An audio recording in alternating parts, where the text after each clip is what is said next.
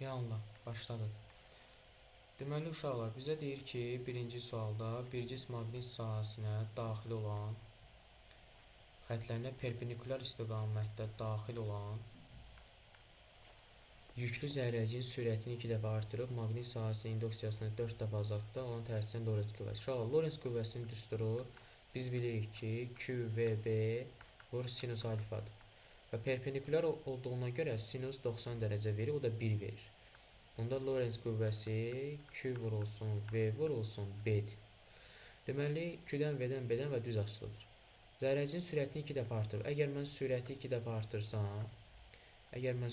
2 dəfə artırsam, Lorentz qüvvəsi də 2 dəfə artacaq. Maqnit sahəsini 4 dəfə azaltsam, deməli, Lorentz qüvvəsi də 4 dəfə azalacaq. Əgər kəmiyyət 2 dəfə artıb 4 dəfə azalırsa, yekunda 2 dəfə azalmış sayılır. Cavab olacaq burada 2 dəfə azalmış sayılır, D variantı.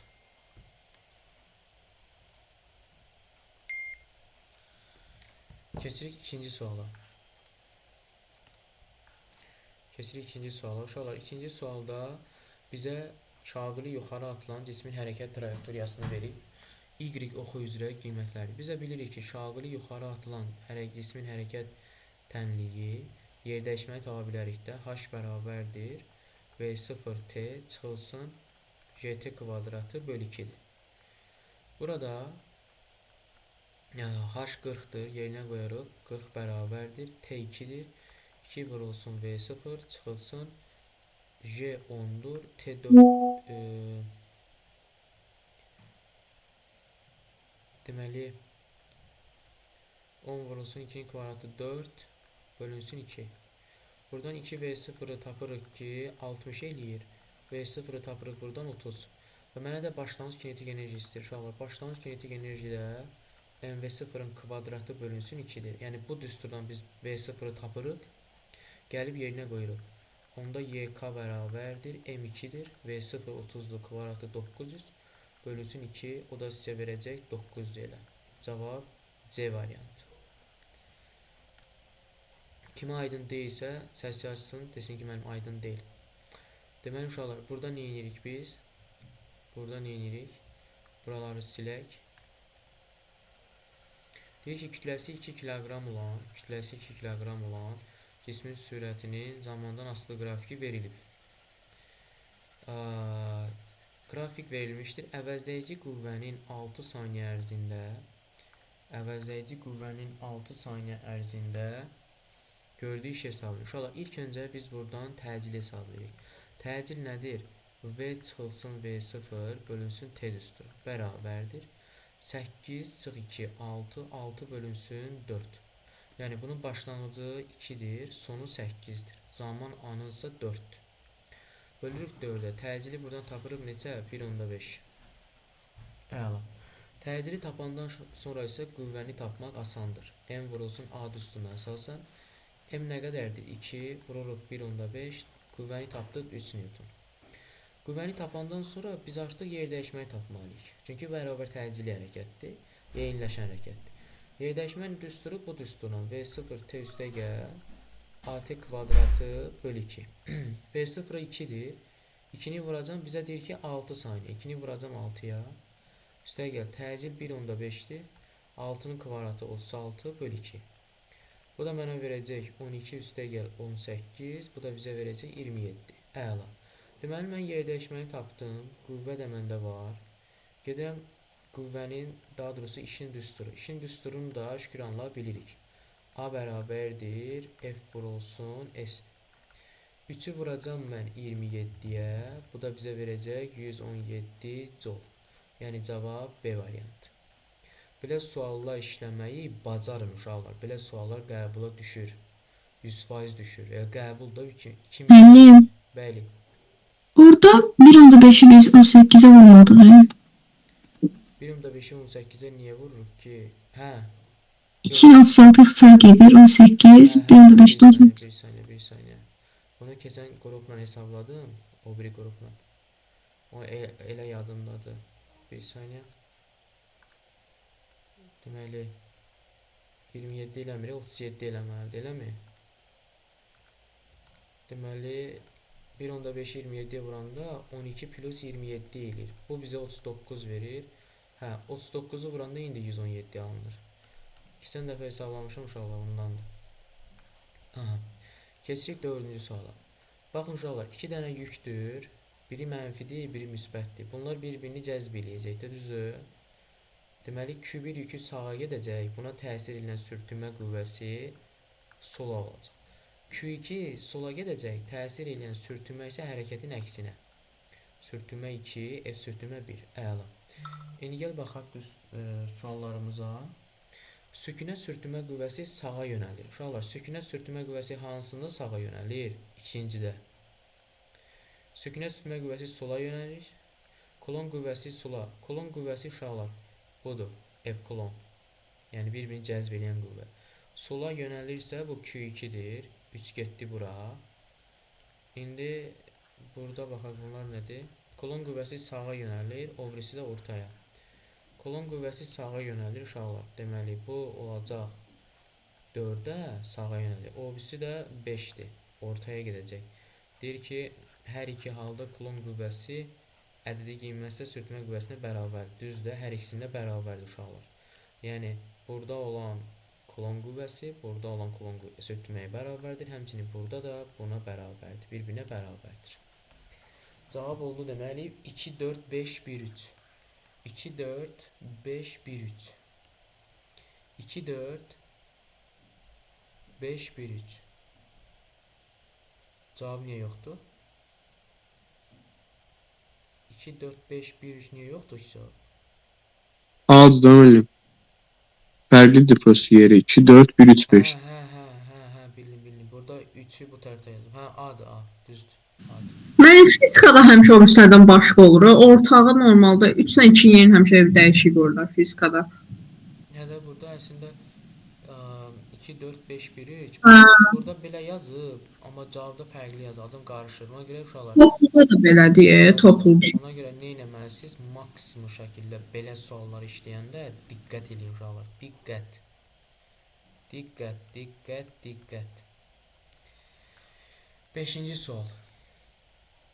5-ci suala baxırıq. Deməli məftil en kəsin sahəsi. Uşaqlar biz düsturu bilirik də. F bərabərdir. Mexaniki gərginlik vurulsun S-dir. Mexaniki gərginlikdə nisbi uzanma ilə bağlı düsturu S-dir. Onda mən buradan S-i tapsam, qüvvəni F-i böləcəm epsilon vurulsun Young moduluna. Bərabərdir. 120 böləcəm epsilon nə qədərdir? 5-dir. 5 vur 10 üstü mənfi 4. Young modulu 8 vur 10 üstü 10'dur. İndi mən bunu silmədim. Dedim yerləşər, yerləşmədi. Gəl hesablayaq da. Deməli uşaqlar, hesablanmalısınız əslində. Necə hesablayaq? Gəlin hesablayaq. Deməli 120 dəymirəm. Olduğu kimi qalır. Bölünsün 5 vurulsun 4 vurulsun 10 üstü mənfi 4 10 üstü 10 10 üstü 6 verəcək. Bu bizə verəcək deməli 120 5 vur 8 deyir 4 deyil 40 verəcək bu 10 üstü 6 bu da bərabərdir 120'ni 4'ə 40'a böləndə 3 10 üstü 6 bu da uşaqlar 3 vurulsun 10 üstü mənfi 6 deməkdir. Mənfi 6 da metrin kvadratı bizə verəcək deməli 3 millimetrin kvadratı. Aydındır. 3 millimetrin kvadratı cavab D variantı. Hazır düsturda yerinə qoyun. Baxın, keçən dəfə Ömər işlədik sualı, düzdür? Hansı nöqtədə maqnit induksiya vektorun modulu ən kiçik? Uşaqlar, əgər nöqtədirsə, maqnit induksiya vektoru saat əqrəbin əksinə olmalıdır. Saat əqrəbin əksinə olmalıdır. Yəni, həm də toxunan istiqamətdə. Toxunan istiqamətdə əksinə. Çünki maqnit induksiya vektoru nöqtə olanda saat əqrəbin əksinə fırlanır. Yaxşı, burada yuxarı fırlananlar hansılardır? Biri 3'dür, biri 4'dür. Ən kiçik olması üçün uşaqlar mərkəzdən ən uzaqda olmalıdır. O da 4'dür. Cavab Y variantı. Keçirik 7-ci suala. Qüvvə momentinin qüvvənin qiymətinə olan nisbəti. Uşaqlar, adi sualdır. Bax, qəbula belə suallar da düşür. Yəni özünüzü qorxutmayın ki, qəbula ancaq çətin şeylər düşür. Yox, qəbula asanları da düşür. Yəni orta səviyyədə düşür, çətin də düşür, asanlar da düşür. Ona görə maksimum şəkildə diqqətli olmaq lazımdır. Deyir ki, qüvvənin qiymətinə, yəni M bölü F, bu da bizə qüvvənin qolu verəcək. Cavab B. Keçirik 8-ci sual. Uşaqlar, izotop nə idi ümumiyyətlə? Protonların sayı bərabər idi, düzdür? Məsəl üçün hidrogen üçün var idi H1,2, H1,3. Yəni protonların sayı bərabər olmalıdır. Protonların sayı bərabər olması nə deməkdir? Tutaq ki, X, Z, A atomundan, nüvəsindən danışsaq, burada Z proton sayıdır. Yəni bizə Z-i sabit olması lazımdır. Z sabit olan hal hansıdır? Bir dənə ikinci hal, daha doğrusu birinci halda da dəyişmir. 92-də sabit qalır. Ona görə yalnız 1 olacaq. Digərlərində fikir verin uşaqlar. Burada proton sayı 2 vahid artır. Burada üçüncüdə isə proton sayı 2 vahid nə olur? Azalır. Amma yalnız 1-də keçid eləyəndə proton sayı dəyişmir. Bizə də izotopun alınması üçün protonun sabit olması lazımdır. Protonun sabit olması. Yəni izotopun tərifi nə idi? Yalnız neytronların sayı ilə fərqlənən atomlara izotoplar deyirik də. Keçirik 9-cu sual. Uşaqlar, 9-cu sualda bizə bərabər sürətli hərəkət edir. V də sabitdir. Mərkəzləri, yəni çevrənin istənilən nöqtələrində hərəkət etdiyinə görə biz deyə bilərik ki, bucaq sürətləri də sabitdir. Yəni qətiyyən tezliyin bu düsturunu yerinə qoymuruq. 2 pi-rin. Bundan getmiş olar. Ən asan yolu və budur. M bərabərdir. M bölünsün T-dir. Bərabər zaman müddətləri dediyinə görə zamanlar sabitdir. Bu zaman baxacaqsınız dövrlərin sayına. Yaxşı, bu K nöqtəsi K cismi Aya gəlib. Nə qədər dövr eləyib? 4də 1 hissəsində, düzdür? M nöqtəsi nə qədər dövr eləyib? 4də 1 periodu deyil bu da. Yəni 4də 1-də. Amma elə fikir versəz, el buradan gəlir. Hesab bilin ki, yarım çevrə cızırdı uşaqlar. El 2də 1 dövr eləyir. Yarım dövr eləyir. Onda dövrlərin sayı harda çoxdursa, orada tezlik daha çoxdur. Çünki düz asılıdır. Yaxşı uşaqlar, 4də 1, 2də 1. Bunlar arasında əlaqə necə qurarsınız? Deyin elə mənə.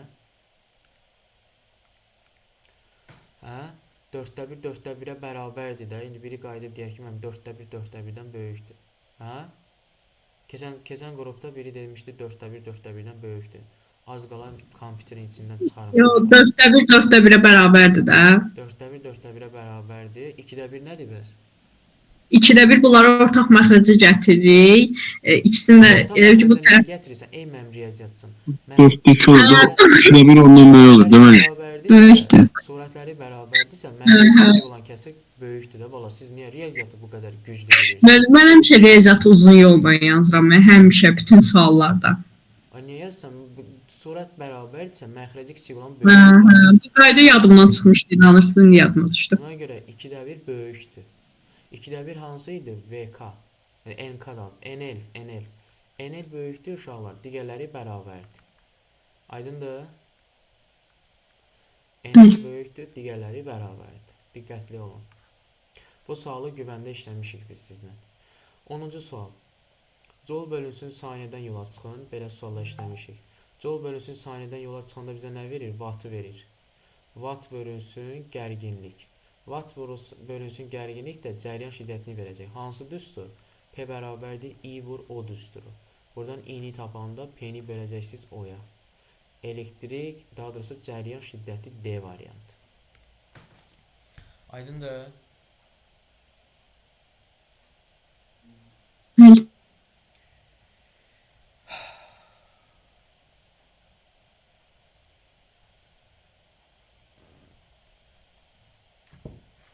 Bir saniye.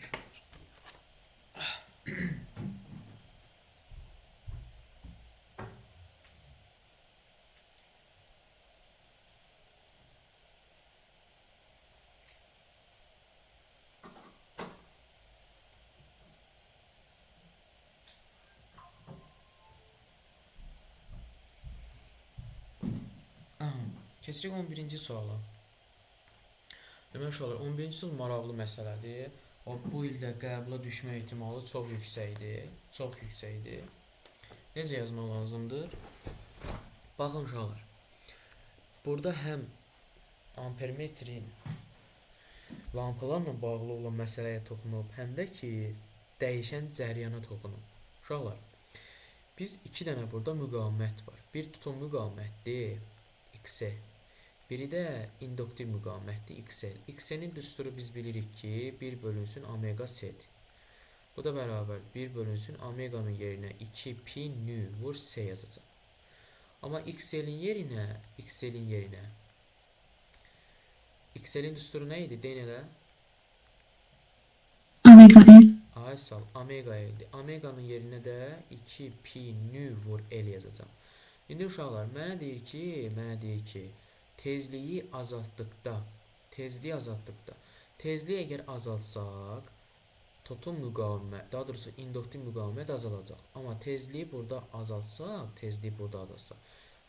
tutum müqavimət artacaq. Çünki ona tərs asılıdır. Əla. Onda birinci halda I1 yallah I1 bərabərdir. Ohm qanunu yazsaq, o bölünsün uşaqlar. X yazsaq, X-i artdığına görə, yəni tutum müqavimət artdığına görə, cəryan ondan tərs asılı olduğuna görə azalacaq. I1 azalırsa, deməli I1-in parlalığı da azalır. I2-yə baxsaq, I2 bərabərdir. O bölünsün XL-dir. XL azaldığına görə, cəryan şiddəti ondan tərs asılı olduğuna görə artacaq. Onda cəryan artdığına görə, 2-dən keçən cəryan artdığına görə onun parlalığı da artacaq.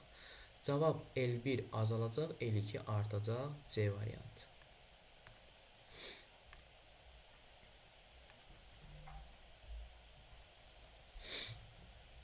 Aydın oldu uşaqlar? Bəli müəllim. Ay sağ ol. Baxın uşaqlar, bu maraqlı eyni sualdır demək olar ki, neçə dəfədir isə izah edirəm bu sualı. Rəqs verib, elektrik sahəsinin enerjisinin zamandan asılı qrafikini verib. Elektrik sahəsinin enerjisinin zamandan asılı qrafik verir. Deyək, hansı halda cəryan şiddətinin artmasına uyğundur? Demək olar, son bir həftədir kompüter başıma oynatır, bilmirəm niyə. Axırda əlimdə partlayacaq bu, demişəm. Keçən dəfə dərsdəyəm səhər-səhəri, saat 9 olardı da belə. Bir də görürəm ki, kompüterin şnurundan tüstü çıxır. Az qala çıxartmasam məni də yandıracaqdı. Deməli, Təzəsinin vaxtı gəlibdir. əslində bu da təzədir, amma bilmirəm niyə belə edir. Deməli uşaqlar, elektrik sahəsinin enerjisini zamandan asılı qrafik veribsə, biz bilirik ki, elektrik sahəsinə aid olan kəmiyyətlər küdür, odur, tutumdur və s. kondensatordur, yükdür, gərginlik. Amma maqnit sahəsinin enerjisinə I-dir, L-dir, F-dir və s. Bunlar bir dəyişəndə, yuxarıdakılar da bir dəyişir. Əla. İndi uşaqlar, mənə cəryan şiddətinin artması lazımdırsa əgər, kondensator, yəni elektrik sahəsinin azalması lazımdır. Niyə? Çünki cəryan şiddəti özünün maqnit sahəsinin enerjisinə daxildir. Maqnit sahəsinin enerjisi artdığına görə, daha doğrusu belə yazaq da, indi W ilə yazaq, Y ilə yazmayaq. W maqnit, W elektrik bərabərdir tam enerjiyə. Əgər bu artsa, bu azalmalıdır ki, tam enerji sabit qalsın da. Ona görə də uşaqlar, cəryan şiddətinin artması lazımdırsa, elektrik sahəsi zəiflənməlidir. Yəni, aşağı doğru getməlidir, azalmalıdır, sıfıra düşməlidir. O da hansı nöqtələrdə 2-dən 3-ə gələndə, bir də 4-dən 5-ə gələndə. Cavab C variantı. Əgər desəydik, cəryan şiddətinin azalması 0-dan 2-yə getməlidir, 1-dən 2-yə getməli idi, bir də 3-dən 4-ə getməli idi. Çünki elektrik sahəsi öz maksimal qiymətini alanda, maqnit sahəsi öz minimal qiymətini alır. Və maqnit sahəsinə daxil olan kəmiyyətlər I-dir, F-dir, induktivlikdir. Elektrik sahəsinə daxil olan kəmiyyətlər isə bayaq dedim, Q-dür, O-dur və S-dir. Diqqətli olun. 33, daha doğrusu 13. Deyir ki, uşaqlar, Hooke qanunun doğruluğunu yoxlamaq üçün. Hooke qanunu nə idi uşaqlar? Deformasiyalarda nisbi uzanma mexaniki gərginliklə düz mütənasib. Yəni kiçik deformasiyalarda nisbi uzanma, daha doğrusu mexaniki gərginlik nisbi uzanma ilə düz mütənasib. Dinamometrlə bir də xəttkeşlə 3 5.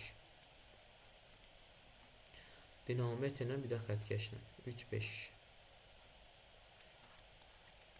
Keçirik 14-cü suala. 14-cü sualda sükunət halından bərabər təcili hərəkətə başlayan cismin hərəkət tənliyi necə idi? Yerdəyişmənin tənliyi. Kim deyər?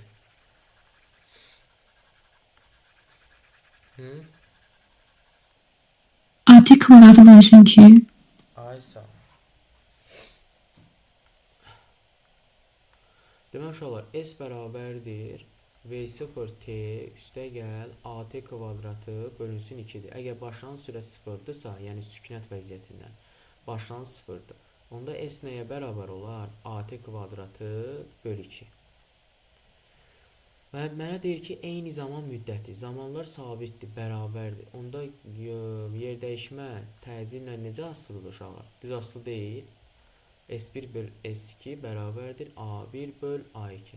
Yaxşı, A2 böl A1-i 2-də 1 verib, S1 böl S2 onun tərsi olacaq da, düzdür? Yəni 2 olacaq. S1 böl S2 2. Cavab C. 15-ə baxırıq. Deməli uşaqlar, indi sizdən soruşduğum məsələdir. Deyir ki, B nöqtəsində yaratdığı A nöqtəsində yaratdığı elektrik sahəsi intensivliyi Y olsa, B nöqtəsində yaratdığı intensivlik nəyə bərabərdir? Uşaqlar, belə sualları həll etmək üçün həmişə nəyə fikir verməlisiniz? Məsafəyə fikir verməlisiniz. Baxın, müsbət Q yükünün A nöqtəsində yaratdığı intensivlik Y-dir. Yaxşı, müsbət Q-dən A nöqtəyə qədər olan məsafə nə qədərdir? 4R deyir. Məsələn, buna R desək, R desək, R desək, bu da R, 4R olur. Amma B nöqtəsinə qədər olan məsafə isə B nöqtəsinə qədər olan məsafə 2R deyir uşaqlar. Məsafə 2 dəfə nə oldu? Azaldı. Onda intensivliyin düsturu məsafə ilə necə idi? KQ böl R kvadrat. Əgər məsafə 2 dəfə azaldısa, intensivlik onun kvadratı dəfə artacaq. 4 dəfə artacaq. Düzdür? Əgər A nöqtəsində Y-dirsə, B nöqtəsində olacaq 4Y. Başa düşdü uşaqlar? Öyle. Əksini kim yazıb bunun? Ürəkli olsun desin. Mən əksini yazmışam. Niyə elə? Məndə ikinci hissə yoxdur da, hər dərs bu sözü deyirəm. Necə yoxdur? Mən vermişəm axı sənə təkrar buna. Bilirəm, indi bu dərsi oxumuşam, amma müəllim hələ izah eləməyib də, bilirsiniz, öz oxumağımda yəni maksimum D variantı yazmışdım. Tərs asılıdır. Tərs. Baxırıq 16-cı suala. 16-cı sualı izah eləmək istəyən var içinizdə?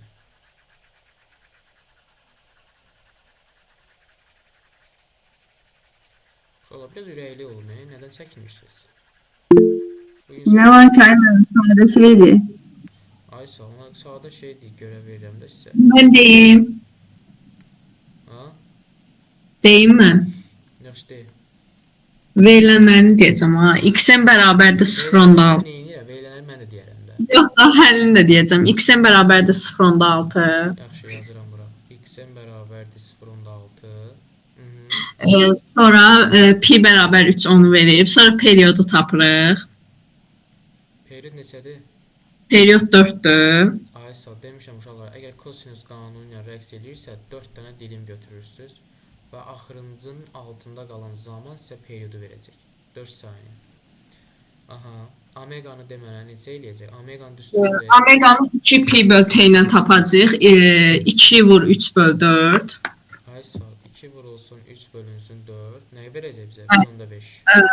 Bəli, 1.5. Sonra V-min düsturu da omega x-in 1.5 vur 0.6. Ay sağ, omega vurulsun x-indir. Yəni 1.5 vur 0.6, bu da bizə verəcək 0.9 metr per Bəli. saniyə. Cavab Y. Aha. Keçirik 17. 17-ni 17 tipli suallar izah eləməkdən daha mən bezmişəm, siz bilmirəm bezmisiniz ya yox, sizə deməkdən. Həmişə demişəm ki, qoru termometrin göstəricisi otağın temperaturunu göstərir. Əgər bizə desək ki, qoru termometr sabitdirsə, deməli otaqdakı olan qoru termometr də sabitdir. Demək uşaqlar. Bizə deyir ki, birinci otaqdan ikinci otağa apardıqda qoru termometrin göstəriciləri dəyişmədi. Yəni T1 bərabərdir T2 həmişə. Əgər qorular dəyişmirsə T1 T2-dir. Və mənə deyir ki, otaqda havanın temperaturu, yaş termometrin göstəricisi artdı. Yaş termometrin göstəricisi nə oldu? Artdı. İkinci otağa keçəndə yaş termometr artdı.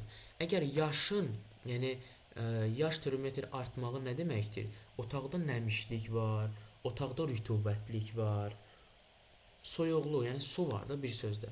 Rütubətlik, nəmişlik varsa, deməli ikinci otaqda daha çox nisbi rütubət var da, F2 böyükdür F1-dən. Nəmişlik varsa, deməli rütubətlik var. Mənə deyir ki, yaş termometrin göstəricisi artdı. Artdısa, deməli rütubət daha çoxdur. Ona görə T1 T2-yə bərabərdir, F2 böyükdür F1-dən. Cavab Y. Baxırıq 18-ci suala. Uşaqlar, 18-ci sualda mənə qüvvə deyir. Əvəzləyici qüvvənin düsturu M vurulsun A-dır. M qalır, A-nın da yerinə V çıxılsın, V0 bölünsün T yazır. Yaxşı, hansı hallarda sürətlərin dəyişməsi azdır? Baxın uşaqlar, belə qrafiklərdə həmişə ən qısa olanı götürün. Ən kiçikdir deyilsə qısa olanı götürün. O da hansı hissədədir? 3, 4. Cavab A.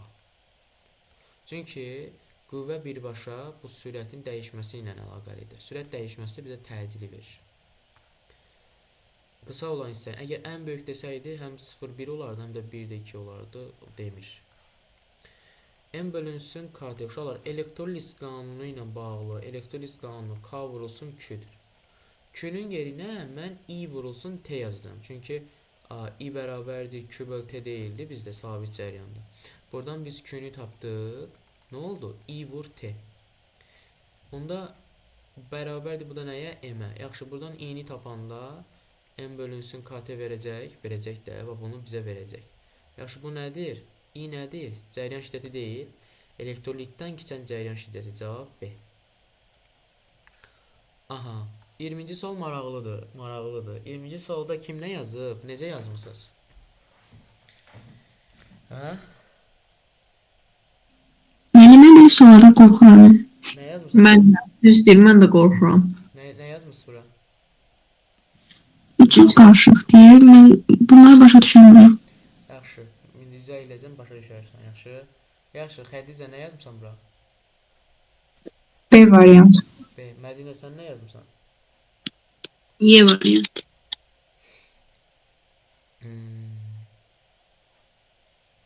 Bəstə sən nə yazmısan bir? Yazmamışsın. Yazmamışam. Olanlardan soruşsam, olanlar deyəcək mənim biz F variantı yazmışıq, o da yoxdur. Qorxuram soruşmadan, çünki cavab vermirlər. Ömər nə yazmısan bura? Mən D yazmışam. Yaxşı, Nihat sən nə yazmısan? Bütün əlifbanı sayacaqlar indi. Nihat. Nicat. Rami sən nə yazmısan? Rami sən dərsdə yox idin, hardaydın sən bayaq? Mən terör yazmışdım öncə. Nə yazmısan bura? Hə? Bunu yazma. Nəysə uşaqlar, bilirəm ki, çoxunuz yazmamısınız. Keçək sualın izahına. Uşaqlar, maraqlı sualdır. Qəbula düşmə ehtimalı yüksəkdir. Necə eləmək lazımdır? Mənə diqqətlə qulaq asmaq lazımdır. İlk öncə biz dövrənin ümumi müqavimətini tapmalıyıq. Dövrənin ümumi müqaviməti R-ümumi bərabərdir. Baxın uşaqlar, burada paralel birləşib. Üçü də bir-birinə paralel birləşib və hər birinin də müqaviməti 6-dır. Paralel birləşəndə biz onun sayına bölmürdük, bölürdük. Deməli, bu hissədə ümumi müqavimət nə qədərdir? 2 olar, 6-nı 3-ə böldündə 2. Düzdür? İndi mən bunu belə yazmayayım, belə yazmayayım. R-ümumi bərabərdir, belə yazaq. Deməli, R bölünsün 3, üstə gəl. Baxın uşaqlar, Bu paraleldir, bunlar da paraleldir və bunların yekun cavabı bunların yekun cavabı toplanmalıdır. Onda uşaqlar burada 2 dənə isə nədir? Burada da 2 dənə paraleldir. Bu da r bölünsün 2 olacaq. Onda bərabərdir, bərabərdir. R neçədir? 6. 6-nı 3-ə böldüm, üstəgəl 6-nı 2-yə böldüm, bərabərdir. 2 üstəgəl 3, bu bizə verdi 5 ohm. Deməli, mən dövrənin ümumi müqavimətini tapdım nə qədər? Ümumi nə qədər tapdım uşaqlar? 5 ohm tapdım. Aysa. İndi gəl keçək dövrədə ümumi cəryan şiddətini hesablayaq. Dövrədə ümumi cəryan şiddəti Ohm qanununa əsasən bu bölünsün R-ə bərabərdir. Ümumi gərginlik 15, ümumi cəryan, daha doğrusu ümumi müqavimət 5. Bu da bizə verdi 3 amper. Deməli, dövrədə keçən ümumi cəryan 3 amperdir. Dövrədən keçən ümumi cəryan 3 amperdir. Əla. İndi mənə bu 3 amper lazım deyil. Lazım deyil, buraya qədər lazım deyil. İndi bundan sonrası cavabı tapmaq üçün mənə lazım deyil. Necə lazım deyil? Baxın uşaqlar. Biz bilirik ki, uzun tərəf müsbətdir, qısa tərəf mənfidir. Cəryan da həmişə hardan gəlir? Müsbətdən mənfiyə. Düzdür? Müsbətdən mənfiyə. Gəlir, gəlir, gəlir. Biz bilirik ki, uşaqlar, cəryan bu ikisi bir-birinə necə birləşib? Bunlar üçü bir-birinə paralel, yəni bu üçü bir-birinə paraleldir. Bunlar bir-birinə nədir? Bunlar da paraleldir. Amma bu ilə bu bir-birinə ardıcıl birləşib. Düzdür? Aysa. Yaxşı, cəryan buradan gəldi. 3 amper buradan gəldi. Gəldi. Burada paralel birləşdiyinə görə gərginliklər sabitdir.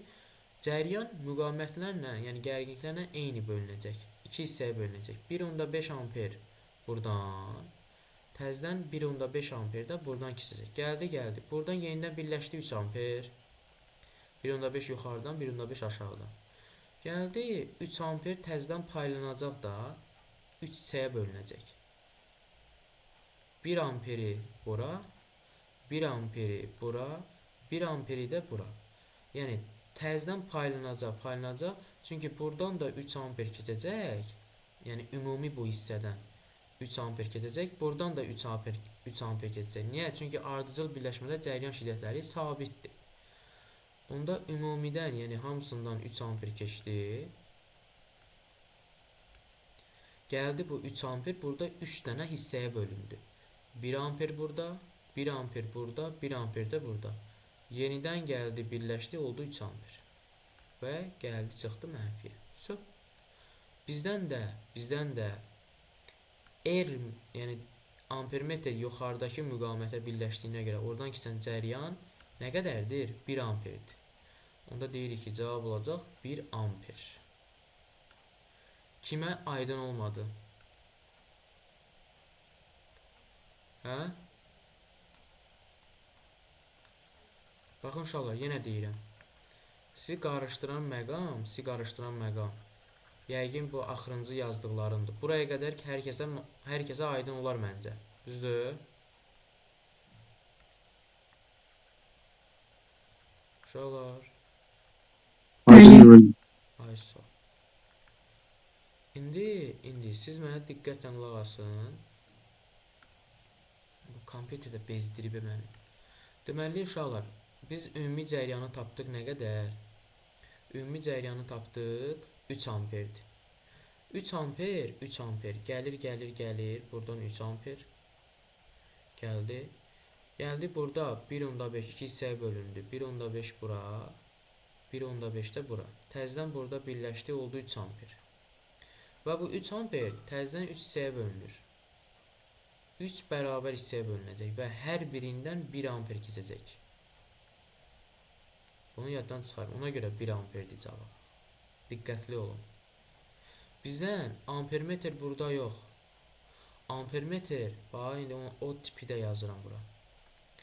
Ampermetr hər hansı bu nöqtələrdə olsaydı, baxın. Ampermetr təkcə orada yox. Ampermetr burada olsaydı əgər, onda siz cavabı 3 götürərsiniz, Mədinə. Bildin? Çünki ümumi cəryan şiddətidir bu ampermetr. Yəni buradan keçən cəryan ümumi 3'dür. Amma ampermetr burada yox. Burada veribsə, sən artıq sadəcə buna fikir verməlisən. Aydındır? Bəli. Ay sağ ol. Uşaqlar, elektrik hərəkət qüvvəsinin düsturu. Elektrik hərəkət qüvvəsinin düsturu biz bilirik ki, birinci fi bərabərdir L vurulsun I yazacaq. Elektrik hərəkət qüvvəsinin düsturu da mənfi delta fi bölünsün T'dir. Bu da bərabərdir L vurulsun I bölünsün T'dir, mənfi. Əgər bu azalırsa, cəryan şiddəti belə azalırsa, onda elektrik hərəkət qüvvəsi müsbət istiqamətdə sabit olacaq. Həmçinin modulda deyir bizə. Cavab deməli Y variantı olacaq. Geçsə əgər bu yuxarı. Bilmirəm buna nə olub. Cavab Y olacaq uşaqlar. 21-də Y olacaq. 22-yə baxırıq. Adi düsturdur. Q bərabərdir Sm delta T. Delta T'dən necə asılıdır? Düz asılıdır. Daha doğrusu hədə temperatur deyir. Düz asılıdır. Uşaqlar 23 baxırıq. 23 məsələdir. Belə məsələ Arximed qüvvəsi ilə bağlı və yaxud da cismin maydəki çəkisi ilə bağlı. Belə məsələlər həmişəyə düşür. Ona görə də məsələni yazmaq üçün birinci məsələni başa düşmək lazımdır. Necə başa düşmək lazımdır? Ta ki sizə orada nə verib, sizdən nəyi istəyir, siz hansı düsturu tətbiq eləməlisiniz və bunlar hamısı şərtdir. Uşaq var, dərsi bilir, düsturu bilir, amma tətbiq eləyə bilmir. Arximed çətin dərsdir müəllim ümumiyyətlə, çox çətindir. Əslində o qədər də çətin deyil. Razıyam, çətindir, amma başa düşdümsə gedəcək, ardı var, gələcək. Ona görə uşaqlar, düzgün yanaşma, düzgün metod olmalıdır. İlk öncə biz cismin vakuumdakı çəkisinin düsturu yazırıq. Daha doğrusu cismin maydəki çəkisi. Cismin maydəki çəkisi uşaqlar vakuumdakı çəkisindən Arximed qüvvəsi qədər azdır. İndi mənə nə deyir sualda? Mənə deyir ki, cismin vakuumdakı çəkisi sudakı çəkisindən nə qədər çoxdur? 1.5 çoxdur, düzdür? Onda biz bura yazacağıq ki, P bərabərdir. Yəni cismin vakuumdakı çəkisi sudakı çəkisindən 1.5 çoxdur. P0 bölünsün 1.5. P0-ı 1.5-ə böləndə 1.5-i belə yazırıq da biz normalda. 2-də 3 yazmırıq. Bu da bərabərdir. Deməli 3-də 2 P0. Deməli P-ni P0 ilə biz ifadə elədik. Yaxşı, gəl yerinə yazaq. 3-də 2 P0. P0 uşaqlar bunun vakuumdakı çəkisidir. Yəni normal şəraitdə olan çəkisi. Bərabərdir P0 çıxılsın F Arximed. Buradan deməli mən F Arximedi tapsam əgər, daha doğrusu belə yaza bilərik də. F Arximed bərabərdir P0 çıx 3-də 2 P0. Bu bizə verəcək 3-də 1 P0. Aysa. F Arximedin də yerinə uşaqlar rho maye J V yazacağım. Batan da, onsuz cisim suda batıbsa, batan hissəsinin həcmi ümumi cismi həcminə bərabərdir elə. Bərabərdir 3-də 1. P0-ın yerinə də uşaqlar, P0 onun vakuumdakı çəkisi deyil, mj. Aysa. M-in də yerinə rho cisim vurulsun V yazacağım. Əla. M-in yerinə. Onda gəl P0-ın yerinə, bax bu ifadəni yazacağım. Fikir verin. P0-ın yerinə rho cisim V vurulsun J yazacağım.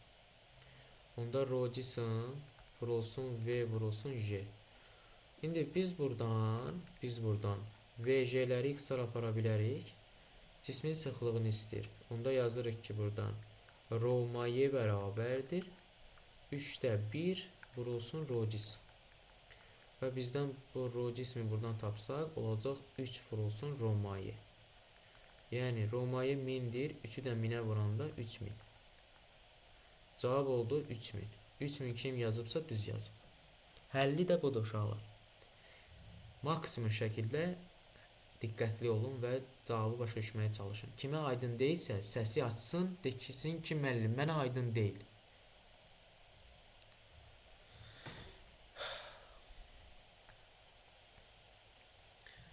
Baxırıq 24-ə. Uşaqlar, bunlar elə belə şeylər deyil. Bunlar qəbullardır, qəbullar. Bunları məsuliyyətlə bunlara yanaşın. Elə siz yanaşırsınız ki, çox təəssüf hissi ilə bildirmək istəyirəm ki, burada işlətdiyim, bu sınaqları işlətdiyim şagird, tələbə, abituriyent əyanidə verirəm. Mənə onlaynda deyir ki, burada cavab verir ki, müəllim 25 dənə düz yazmışam, tutaq ki. Gedirəm əyanidə həmin o sınağı, işlədiyim sınağı, yəni işlədiyimiz sınağı ona verirəm. Mənə 15 dənə düz yazır, qaytarır mənə. Deyirəm, başına dönmüsən, axı mən bunu axşam sənə izah elədim. Dedi, mən yadımdan çıxır da, bir günə yadımdan çıxdı. Yaxşı, yadımdan çıxdı, razıyam da. Bəs necə dedin 25 dənə düz yazmışam? 10 dənə sualı bir gün içində necə unutdun da sən? Deyir, müəllim, nə bilim. Buradan bir dənə variant ağlımıza gəlir ki, uşaq yalan danışır. Yəni uşaqlar, bu sualların işləməyi vallahi bizə, müəllimlərə, valideynlərə heç bir xeyri yoxdur. Bunlar hamısı sizin xeyrinizədir. Buna görə işləyin, çalışın. Nəyi başa düşmədiysə deyin ki, müəllim, bunu 5 dəfə izah edin. Lazım olsa 10 dəfə də izah edərəm, amma əsas odur siz başa düşün. Amma görürəm ki,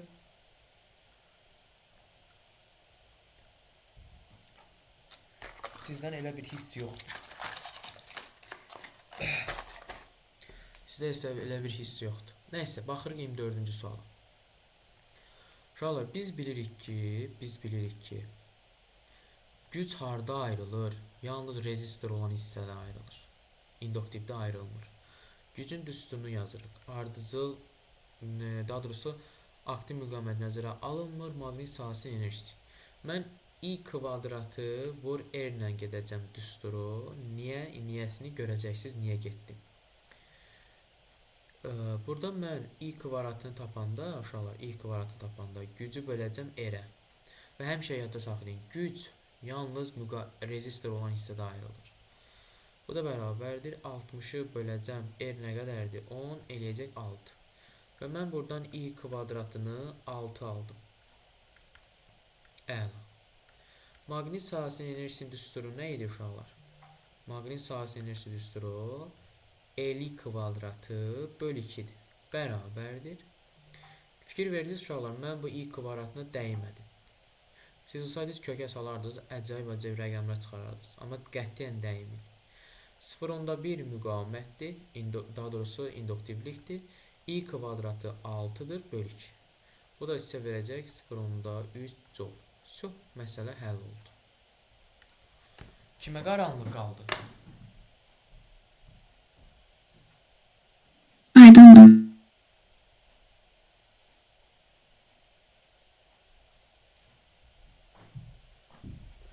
Ay sağ olun. Keçirik 25. 25-ci sualı uşaqlar, həndəsi optika dərsini izah eləyəndə sizə detallı şəkildə demişəm. Dalğa uzunluğudur. Sürətdir. Sındırma əmsalı ilə uşaqlar tərs asılıdır. Bununla tərs asılıdır. Necə asılıdır? Tərs asılıdır. İndi mənə deyir ki, işıq sındırma əmsalı 1.6 olan mühitdən. İşıq sındırma əmsalı 1.6 olan mühitdən şüşədən vakuma keçir. Uşaqlar, biz də vakumun sındırma əmsalını nisbi olaraq 1 götürürdük. 1.6-dan 1-ə keçib, sındırma əmsalı artıb ya azalıb? Hə? Uşaqlar, 1.6-dan 1-ə keçib, nisbi sındırma əmsalı azalıb ya artıb? Azalıb da bala, azalıb. Düzdür? Nisbi sındırma əmsalı əgər azalıbsa, deməli dalğa uzunluğu artmalıdır. Sürət də artmalıdır. Nə qədər artmalıdır? 1.6-dan 1-ə düşüb. Azalıb da 1.6 dəfə azalıb. Deməli, işığın dalğa uzunluğu 1.6 dəfə artır, düzdür. Uşaqlar, və bir şey deyimsə, bir mühitdən digər mühitə keçəndə tezliklə period dəyişmir. Bunlar sabitdir, dəyişmir.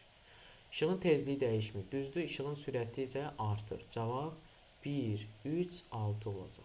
Kim bunları yazıbsa düz yazıb. Keçirik 26. Deməli uşaqlar 26-cı bax belə tipli məsələlərdir. Həmişə tərs asıllığına gedirlər. Həmişə dim nədənsə tərs asıllığı götürür əsas özünə və ona uyğun məsələ salır. Uşaqlar biz bilirik ki, qüvvə radiusdan tərs asılıdır. F1, F2, daha doğrusu F bərabərdir K Q1, Q2 böl R kvadratı. Deməli deyir ki, aralarındakı məsafə, yəni R2 bərabərdir 3 dəfə azadlıqda. R1 bölünsün 3-dür. Onda mən buradan R1-i tapa bilərəm, 3R2 ifadə elədim. Qüvvə isə qarşılı təsir qüvvəsi. 320 mikronewton artır. Yəni birincinin üzərinə 320 gəlirik. Əla. Bu iki verilənlərdən mən istifadə edərək cavabımızı taparıq. Necə tapırıq? Gəlin tapaq. Qüvvə ilə radius tərs asılıdır. Məsafə daha doğrusu. Burada olacaq R2 bölünsün R1-in nəyi? Kvadratik tərs. Əla. F1 olduğu kimi qalır. F2-nin yerinə F1 bizdən də F1 istəyir, bunu diqqətli olun. F1 plus 320 yazacağam. Bərabərdir. R2-nin yerinə heç nə yazmayacağam. R1-in yerinə bu ifadəni yazacağam. 3R2. Bunun nəyi? Kvadratı. Baxın uşaqlar, R2-lər ixtisar gedəcək. R2-lər ixtisar gedəcək. Burada 1 bölü 3 qalacaq. Kvadratı 9-da 1. Onda qaldı burada F1 bölünsün F1 plus 320 bərabərdir 1 bölünsün 9-a. Çarpaz vurun. 9 F1 bərabərdir 1 vurulsun F1 plus 1 vurulsun 320. 8 F1 yəni F1'i keçirdin sol tərəfə. 8 F1 bərabərdir 320-yə. F1 də bərabərdir 320 bölünsün 8-ə. F1 də buradan bərabərdir 40 mikronewton. Cavab 40. Kimə aydın deyil? Aydındır. Səbriyyədən başqa uşaq yoxdur burada.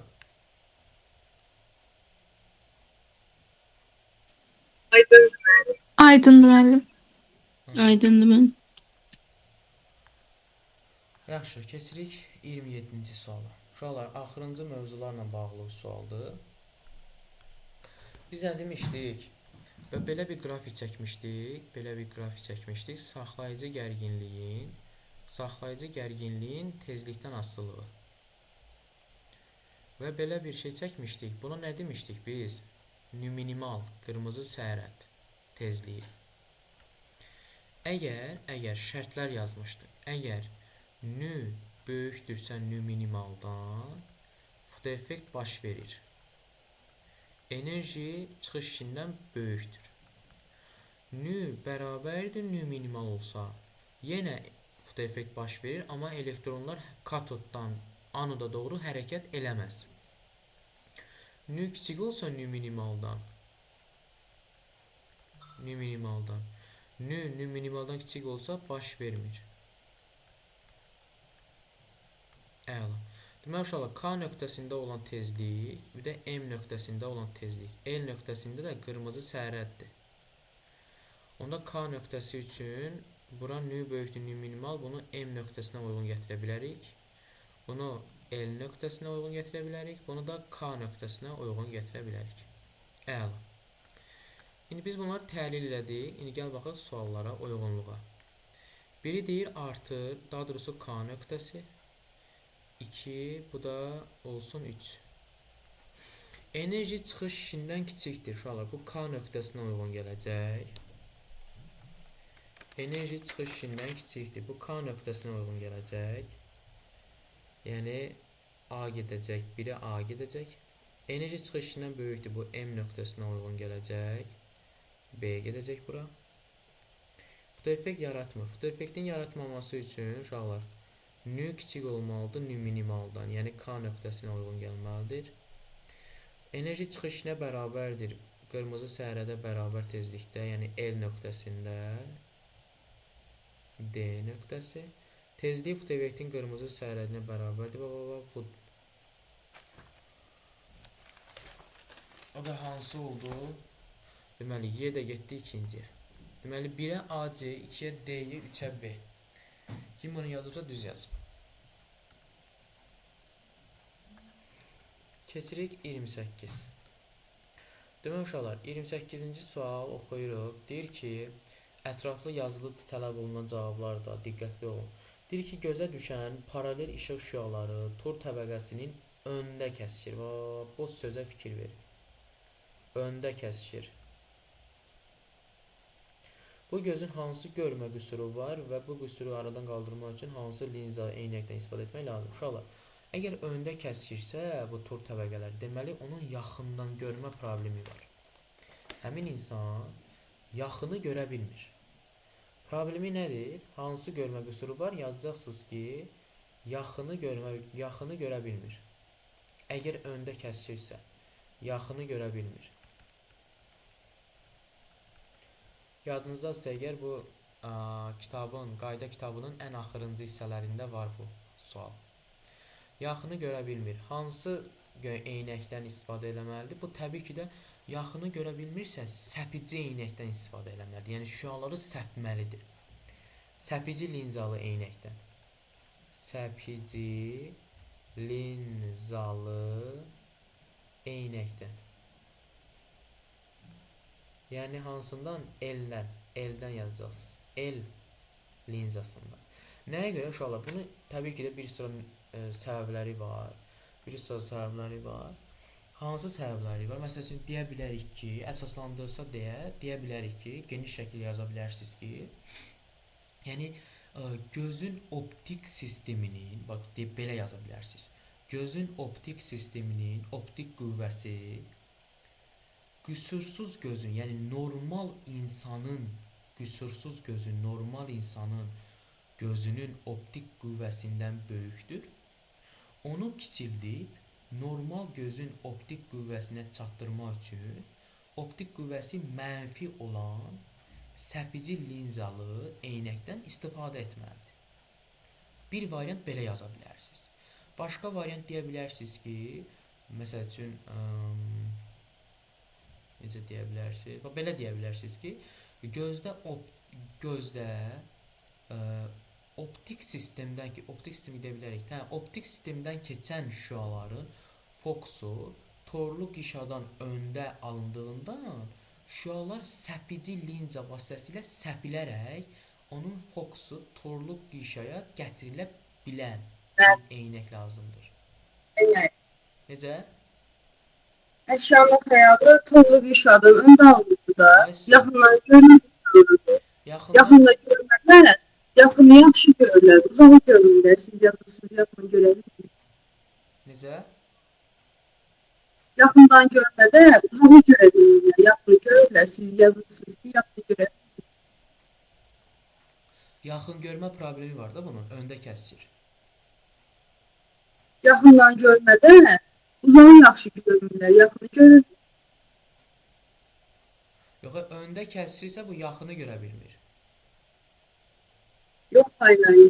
Önünə kəşfiyirsə yaxından görmə problemidir. Nəyən uzağı yaxşı görmürlər? Bildimək, yaxını görmə problemidir də bunda. Yəni yaxını daha yaxşı görür də, düz deyil. Ha, yaxını yaxşı görür, uzağı yaxşı görmürlər. Siz əksin yazırsınız, ona görə dedim. Hansı görmə qüsuru var? Görmə qüsuru olanda hansı görmə qüsuru var? Yaxın görə bilmirlər. Necə? Yaxından görmədi müəllim. Sadəcə uzağı görə bilmirlər. Siz biri yazırsınız ki, yaxını görə bilmir. Mən yazmışam yaxını görə bilmir. Hə, amma əslində uzağı görə bilmir. Görə bilmir. Öndə kəsirsə yaxını görə bilmir. Bir saniyə. Niyə? Yaxın görmə problemidir, düzdür, amma yaxın görmədə uzağı görə bilmir axı. Bəli, biologiyada da elədir. Yox, uşaqlar, burada mən yaxını görə bilmir yazmamalıyım əslində. Qüsur yaxını görmə qüsuru olur. Hə, problem o, bəli, bəli. Problem olaraq onu yazmışam. Yaxını görmə qüsuru var da. Yəni bu nə deməkdir? Yaxını yaxşı görür, amma uzağı görmür. İndi oldu. Aydındır. Mən problem olaraq bunu yazmışam. Problemi nədir? Deyir ki, qüsuru da, yəni problemi nədir? Problemi odur ki, bu yaxını görür. Yaxını görmə problemi var. Aydındır. Bəs də başa düşdün? Bəli, müəllim, bəli. O şərtlərdəki iki dənə dediyim şərtlərdə yaza bilərsiniz. Aha, keçirik 29-cu suala. Şurada 29-cu sual ağırlıq qüvvəsində sizə dəfələrlə izah eləmişəm bu sualı. Deməli, əgər ip buna bağlanıb, uzunluğu 1 metr olan ip deyilsə, onun radiusu ilə götürürsünüz 1. Və biz bilirik ki, çevrə üzrə hərəkətdə sürət toxunan istiqamətdə. Əgər mən bu ipi kəssəm, bu ip elə bu v sürəti ilə də yuxarı gedəcək. Və çevrə üzrə hərəkət olduğuna görə tezliklə bağlı düsturu 2πrn'dir. H maksimalın da düsturu V0'ın kvadratı bölünsün 2J olduğundan 2J olduğundan uşaqlar bunu kvadrata yüksəldib yazacaqsınız. Deməli olacaq 4pi kvadratı, r kvadratı, n kvadratı bölünsün 2J. H maksimal da burada bərabər 4-dən 2 xar gedəcək, 2 qalacaq. Deməli pi kvadratı, r kvadratı, n kvadratı böl j. J də 10'dur. Bərabərdir. 2 vurulsun pi kvadratı bizə verib 10, r 1'dir, 1'in kvadratı 1, n də 2'dir, kvadratı 4. Bölünsün 10. Bu da bizə nə verəcək? 8 metr. Cavab oldu 8 metr. Kim 8 yazırsa düz yazır. 30-cu sual. İndi kim mənə deyəcək, bu qrafikləri hansı ürəkli mənə deyəcək 1-1. Deməli, mənə deyəcək, Ramin deyəcək. Ramin, 1-2 qrafiki hansı prosesdir? Bir müəllim. Çünki sən dərsdə yoxdun, sənə dərsi soruşa bilmədim. De. Deməli, bir izobar prosesi müəllim. İzobar nə? Qızdırılmalı yoxsa Sən yatırsan indi. xeyr. Elə bir ki 5 dəfə yatıb qalxmısan, indi səni oyandırmışam. Niyə? Niyə belə səsin qəribə gəlirsən? Biraz mən ağrıyıram hocam. Allah şəfa versin. Aha. Yaxşı Ömər. 1-2 hansı qrafikdir? Yox, müəllim, məndən soruşmayın, yazmamışam. Yaxşı. Hüseyn sən. Niyə Ömər? Ətrafını heç yaza bilmirəm. Yaxşı. Müəllim, 1-2 Nə? izobal genişlənmə. Aha. Sonra? Sonra 2-3 Nə? izoxor genişlənməyə oxşuyur. İzoxor genişlənmə deyilən bir variant var. İzoxordur, amma genişlənmə deyə bilməzsən. İzoxor Genişlənmə həzmin artması deməkdir. Həcm sabitsə necə ola bilər? Bu izoxor qızma deyə bilərsən sanma. İzoxor qızma. Hə, bunlar dəyişik salma. Aha, dəyişik salmada həmişə yadda saxla. Genişlənmə sözü Doğru. həcmin artması deməkdir. Aha, 3-4 nədir? 3-4 də onu görə bilmirəm. Ella 3-4 nədir? Ella işləyirsən mən. Müəllim, mən bu dərsdə də yaxşı bilmədiyim üçün bu sualı yaza bilməmişəm. İzoxor qızma. O heç, izotermik nədir, amma onu bilmirəm. İzotermik soyma. Soyma var yəqin ki. İzotermik soyma nədir Səbriyə? Soymada temperatur Qızma. azalmır valla. Temperatur soyma temperatur. Sıxılma mənim sıxılma. Ha, soyma temperatur sabitdir axı. Diqqətli olun. Mən sizə demişəm hətta bunlar niyə genişlənmə deyə bilmərik, niyə sıxılma deyə bilmərik. Mən bunları izah eləmişəm sizə imkan dərsində. Demək uşaqlar 1-2 prosesi dedik ki izobar, qızma da deyə bilərik, genişlənmə də deyə bilərik. Onda V-nin T-dən asılılığı birinci düz xətt olacaq, artacaq, 1-2 olacaq belə. İkinci, 2-3, yəni bu qrafik izoxor prosesidir. İzoxor qızma deyə bilərik ona. Həcm sabit olmalıdır, amma temperatur artacaq. 3 getdi bura. 3-4-də uşaqlar, 3-4-də temperatur sabitdir, izotermik prosesdir və sıxılır. İzotermik sıxılır, çünki həcm azalır, təzyiq artır. Onda həcm azalırsa qrafik olacaq belə. 3, bu da oldu 4. Всё. Belə kim yazıbsa düz yazıb. Aydındır? Bəli.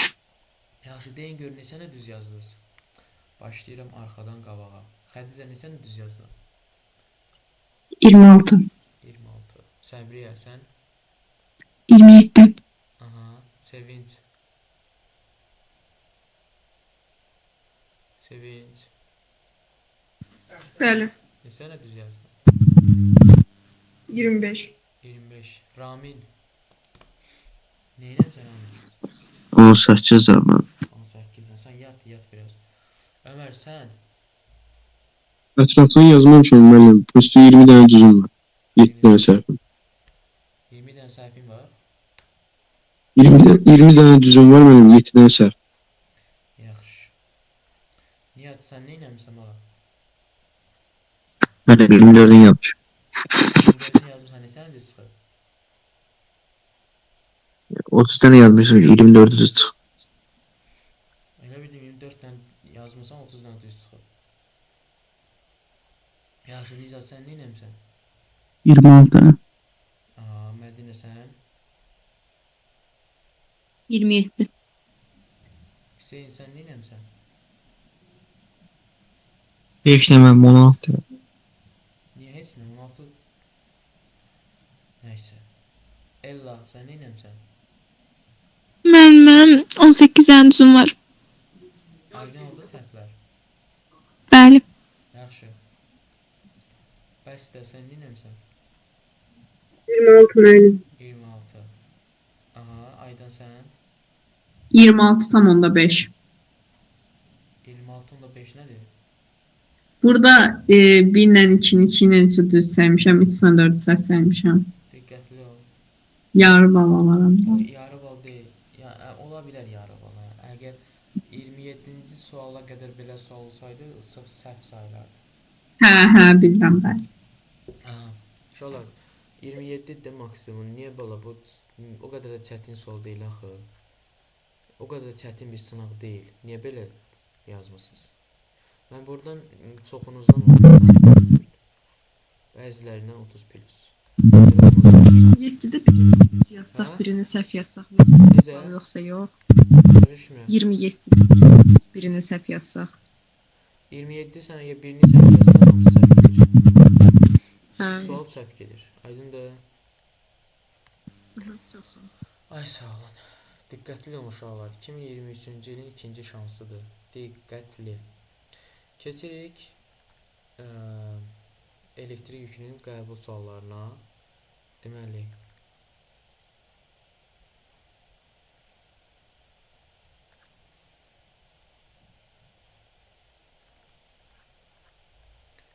uşaqlar, elektrik yükü vermişdimsə və onun mövzu sınağını, daha doğrusu qəbula düşən mövzu suallarını vermişdim. Baxın. D ilə C və A ilə B ekvipotensial səhətlər olduğuna görə burada potensiallar bərabərdir. Amma bayaq dediyim mənfi yükdən uzaqlaşdığına görə potensial artacaq. Onda FA FB-yə bərabər olacaq, böyük olacaq, C də D-dən bərabər olacaq. Cavab B. Keçirik 2 nömrəli suala. 2 nömrəli sualda bizə nə deyir? Deyir ki, yükləri verib, kütlələri verib, təcilləri hesablayın. Zərrəciklərin ağırlıq qüvvəsi deyir ki, nəzərə alınmır. Uşaqlar, hansı düsturdan gedəcək biz burada? A bərabərdir. Daha doğrusu MA bərabərdir QY düsturundan. Deməli, A-nı buradan tapsaq, Q bölünsün M vurulsun 7. Çünki uşaqlar, indi deyəcəksiniz Q-yə hardan gəldi? Q-yə intensivlikdir də, intensivlik bərabərdir F bölünsün Q. Buradan Q-nü, F-i tapdım Q-yə. F də M-adır, bərabərləşdirdim. Yaxşı, burada A1-i yazsam əgər, A1 olacaq Q1 bölünsün M1.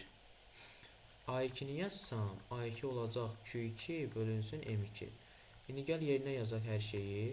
Q1 neçədir məndə? Q1 elə Q1-dir. M1 M1-dir. Q2 isə 4Q1-dir. M2 2M1-dir. Bu da bərabərdir. 2 gedəcək yuxarıda, qısar gedəcək 2Q1 bölü M1. İndi uşaqlar, bura fikir verin diqqətlə. Baxın, A1 Q1 bölünsün M1-dir. A2 isə 2Q1 bölünsün M1-dir. Q-dən necə asılıdır? Düz asılı deyil. Yəni, surətlə düzdür də. Onda A1 bölünsün A2-ni yazsaq, gəl yerinə yazaq da. Q1 bölünsün M1 vurulsun M1 yuxarıda gedəcək, 2Q1 düşəcək aşağı. Q1-lər qısar gedəcək, M1-lər qısar gedəcək. Qalacaq A1 bölünsün A2 bərabərdir 1 bölü 2. Onda mən buradan A2-ni tapsam, olacaq 2 vurulsun A1-ə. Nisbət belə olacaq. A2-ni tapsam, 2 vurulsun A1 olacaq. Cavab Y. Aydındır? Bəli.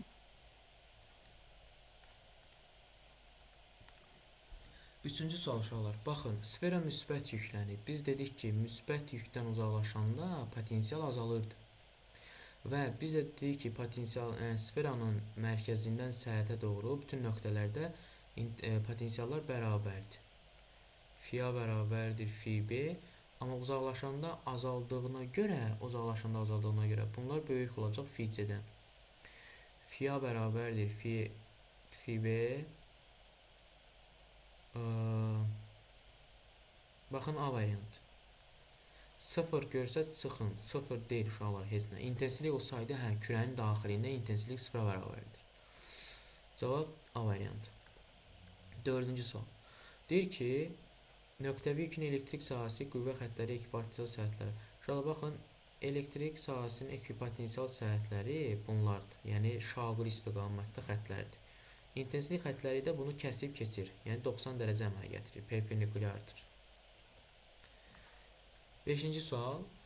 Bayaq Xədicəyə sual verdiyim sualdır. Deyir ki, proton necə hərəkət edir? Baxın uşaqlar, qüvvə xəttləri müsbətdən mənfiyə doğru yönəlir və bir dənə də müsbət yükü atdım. Proton müsbətdir, sahə istiqamətində. Buna təsir edən V bu tərəfədir. Qüvvə də, yəni elektrik sahəsi tərəfindən təsir edən qüvvə də sağ olacaq. Təcil də sağ olacaq. Onda bu necə hərəkət edəcək? Düz xəttli bərabər yeyinləşir. Əgər sahə bir cinsdirsə. C. Baxırıq 6-cı suala.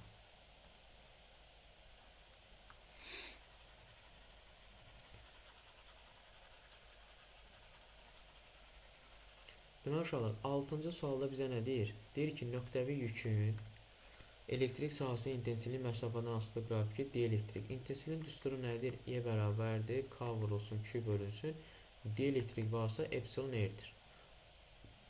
Onda mən buradan epsilonu tapsam, KQ bölünsün. Nə yazacağam? Y vurulsun, R yazacağım da. Görürəm ki, intensivlik, daha doğrusu elektrik sahəsinin nüfuzluğu, elektrik nüfuzluğu, dielektrik nüfuzluğu daha doğrusu qiyməti bunlardan tərs asılıdır. Ən kiçik qiyməti lazımdırsa, bunların ən böyük qiyməti mən götürəcəm. Yəni 3 nöqtəsi. Yəni bunların ən böyük qiyməti dielektrik nüfuzluğun ən kiçik qiymətidir. O da hər ikisinin ən böyük qiyməti 3 nöqtəsidir. Cavab burada olacaq, deməli, B variantı.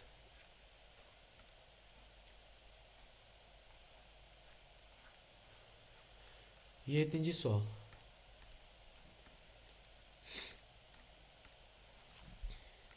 Baxın uşaqlar, əgər eyni radiusdursa, 2 dənə kürə eyni radiusdursa, onda ümumi yük onların ədədi ortasıdır.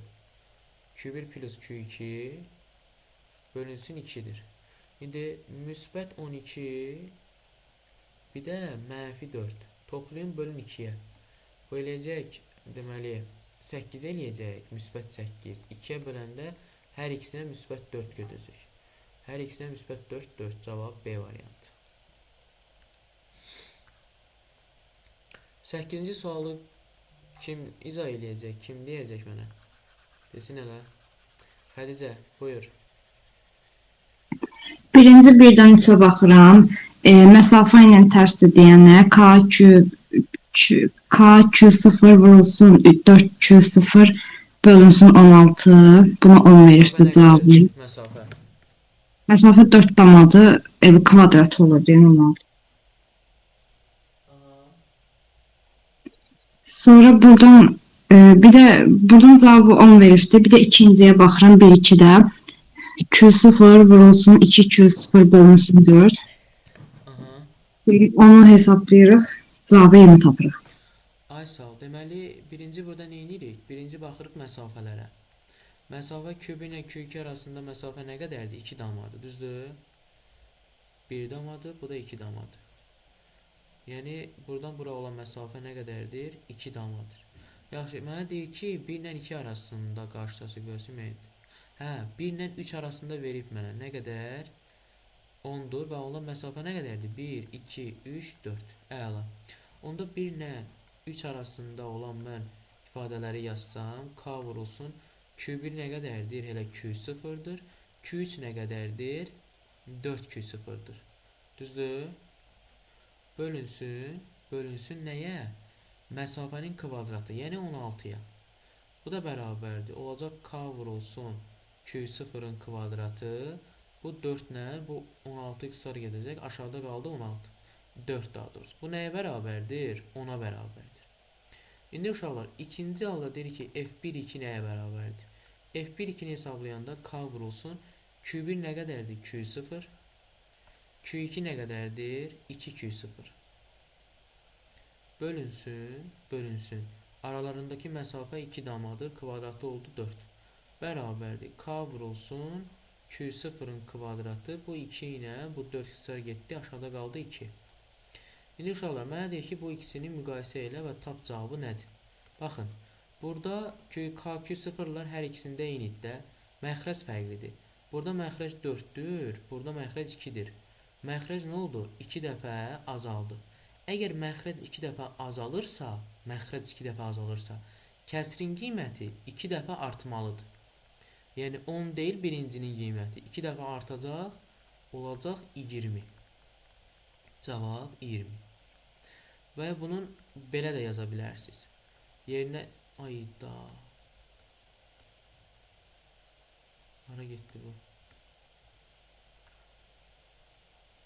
İndi deməyin ki, bütün yazdıqlarınız getdi. Yox. Aha.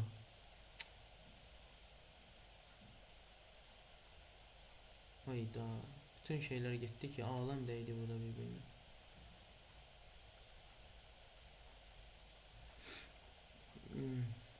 Məncə başa düşmürsünüz deyə sanıram. Demək uşaqlar, birincini tapdıq. F1-2 bərabərdir. K vurulsun Q0 bölünsün 4. Bu 10 idi. Yadımda idi belə səhv eləmirəmsə. Daha doğrusu 1-3. 1-2 isə 1-2-də isə K Q0-ın kvadratı idi. Q0-ın kvadratı bölünsün 2 idi. Bu bilmirik nə qədərdir. Onda deyir ki, onu ifadə eləyin. Yaxşı, gəl ifadə eləyək də. İfadə eləsək uşaqlar, baxın, məxrəc 4-dür, burada oldu 2. Məxrəc neçə dəfə azaldı? 2 dəfə məxrəc azaldı. Əgər məxrəc 2 dəfə azalırsa, onda F 2 dəfə artmalıdır da, tərs asılıdır. Onda 2 dəfə artdığına görə 2-yə vuracaqsınız, 20 eləyəcək. Cavab D.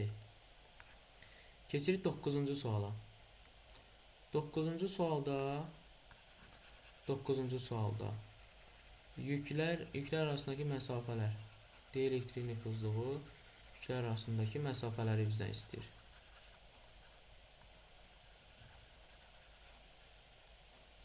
Demək uşaqlar, hansı düsturdan gedəcəksiniz? Bu düsturdan.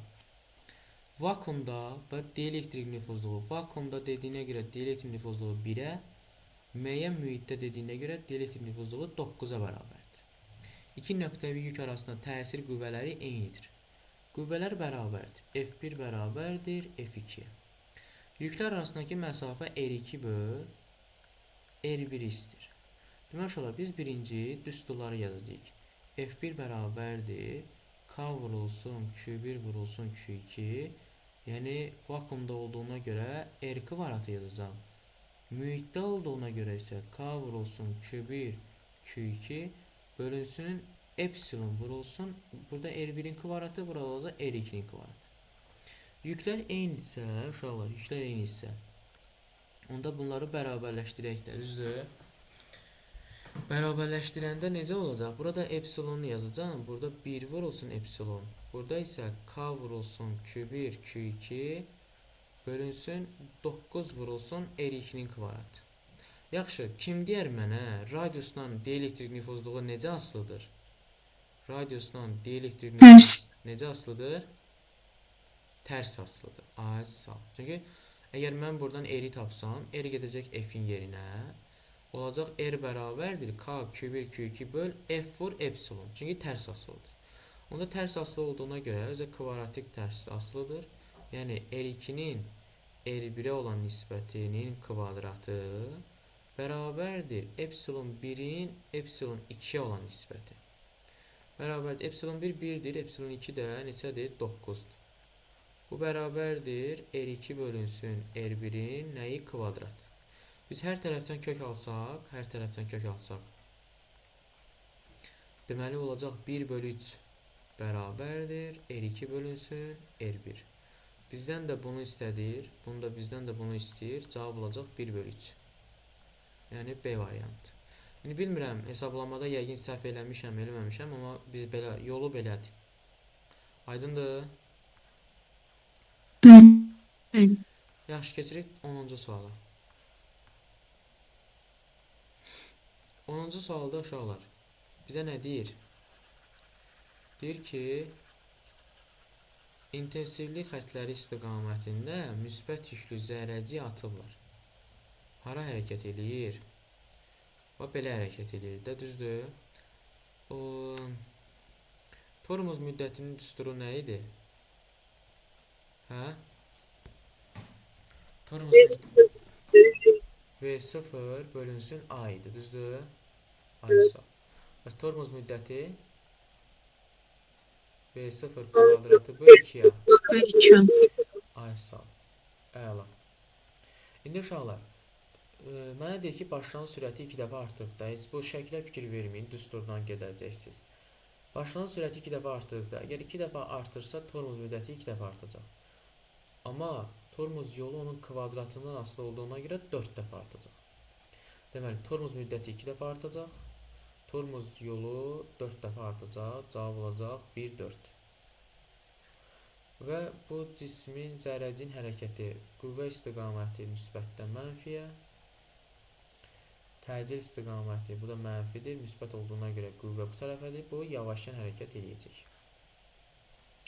Keçirik 11. Uşaqlar, diqqətlə qulaq asın. Əgər iş mənfi 5 joule-dursa, deməli bu deməkdir ki, kinetik enerjisi azalır, potensial enerjisi isə artır.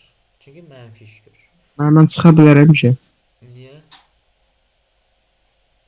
Dərs var, onun vaxtıdır. Dərs var? Çıxarsan da 5-10 dəqiqə geçsə nə olacaq ki? Yaxşı. Qulaq as, dərsə qalın. Deməli, uşaqlar, potensial enerjisi artacaq, çünki mənfi iş görür. Keçirik 12-ci suala. Baxın, adi şifahi sualdır.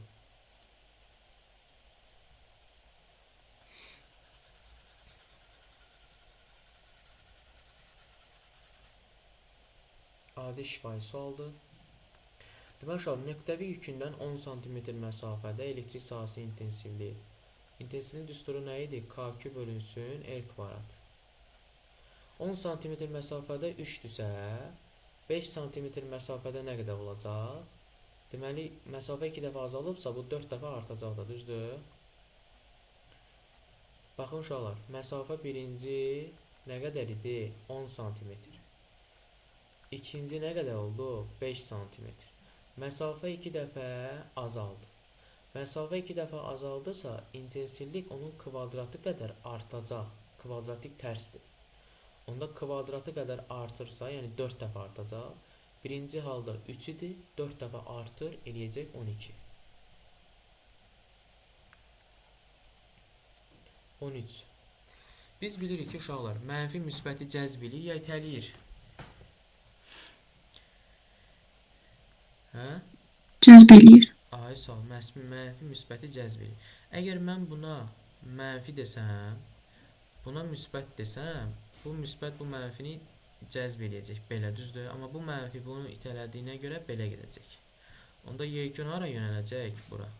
Deməli, A müsbət, B mənfidir. Cavab C. Düzdür. Bəli. Aha. Keçirik 14-cü suala. 14-cü sualda isə tormuz yolunun zərrəcin kinetik enerjisindən asılılığı. Uşaqlar, tormuz yolunun zərrəcin kinetik enerjisindən asılılığı, tormuz yolunun düz sularını birinci bir-bir çıxardaq. Kim mənə deyəcək tormuz yolunun düz sularını? Bir-bir. Birincisi V0 kvadratı bölünsün 2J'dir. Onu da M-ə vurub M-ə bölsək. 2J yox, bəs də 2A, 2J nədir? J ilə A eyni şeydir də. Eyni şey necə eyni şey olsun ki? Düz deyirsiniz. Bax, tormuz yolu... Nöj olasıydı onda. J olsaydı nöj olasıydı bildim. V0 kvadratı bölünsün 2A'dır. 2A, sonra gedişat necədir? V0 kvadratı bölünsün 2 nöjdir. Yox, nöjəyə gelmədə hər tərəf kütləyə vura bilərik biz burada. Yaxşı. M-ə vurub M-ə bölsək, Y kinetik bölünsün 2mJ. Ay sağ ol. Y kinetik bölünsün 2 F sürtünmə yaza bilərik də biz bura. Düzdür? Bəli. Ay sağ ol. Bir cins elektrik sahəsi dediyinə görə biz deyə bilərik ki, qüvvələr sabitdir. Düzdür? Ay sağ ol. Onda tormuz yolu Y kinetikdən necə asılıdır? Düz asılıdır. Düz. Əla.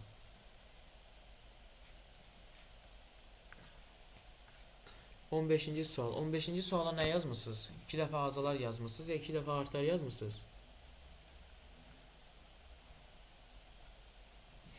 Hə? Mən D yazmışam. D yazmısan. Başqa variant var, yazan var, fərqli. Ömər nə yazmısan bura? Dəyişməz mənim. Niyə dəyişməz Ömər?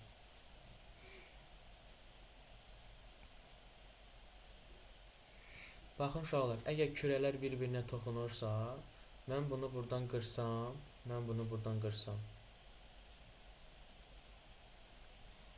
Fərqi yoxdur, bunu buradan qırsam, gəlib burada yapışdırsam, elektrometrin göstəricisi eyni olacaq. Yox, kürələr ayrı olsaydı, bəs də sənin yazdığın düz olacaqdır. Aydındır? Əgər Bəli. kürələr bir-birinə toxunmasaydı, mən bunu buradan qoparsam, gəlib buraya yapışdırsam, məsafə 2R olduğuna görə deyəcəkdim 4 dəfə azalır. Amma kürələr bir-birinə toxunduğuna görə, uşaqlar, toxunduğuna görə dəyişməyəcək. Çünki burada nə qədər elektrik varsa, elə burada da eyni, axın eynidir də, burada nə qədər yük varsa, burada o qədər yük var. Çünki bir-birinə toxunurlar da, yüklər bərabərdir. Bildiniz? Diqqətli olun, həmişə yüklər əgər bir-birinə kürələr toxunursa, elektrometrin göstəricisi dəyişməyəcək. Toxunursa dəyişməyəcək. 16-cı sual. 16-cı sualda uşaqlar, siz nə edəcəksiniz? Potensialı istəyir. İlk öncə potensialın düsturu KQ0 bölünsün nə? R kvadratı, hə? Yox, təkcə R. Ay, sağ ol. Fi bərabərdir. K vurulsun Q0 bölünsün təkcə R. Yaxşı, A və B nöqtələri. A-da, Q-nin A-da olan məsafəsi A-dır. B-də olan məsafəsini çəkirik belə. Bu da 90 dərəcədir. Burası A-sı, burası 4 A-dısa, onda bura olacaq nə? Kökdə 10. Kökdə 10 A olacaq da, düzdür? Ay sağ ol. Onda fi A üçün hesablasaq, olacaq K vurulsun Q0 bölünsün A. Fi B üçün hesablasaq, fi B üçün hesablasaq. Olacaq K vurulsun Q0 bölünsün məsafə nə qədərdir? Kökdə 10A. Düzdür uşaqlar? Dazı kökdə 10 yox, A kökdə 10. Deyirəm axı nəsə düz gəlmir.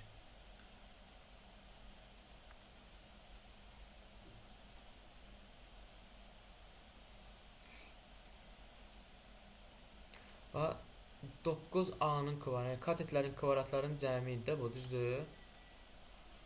A kökdə 10. Onda gəl nisbəti yazanda fi A bölünsün fi B bərabərdir. K vurulsun Q0 böl A vurulsun kökdə 10 A böl K vurulsun Q. Onda KQ0'lar gedəcək, A'lar gedəcək, qalacaq burada kökdə 10. Onda mən buradan fi A-nı tapsam, olacaq kökdə 10 vurulsun fi B. Kökdə 10 vurulsun fi B, cavab B variantı. Kimə qaranlıqdır? Qalıb.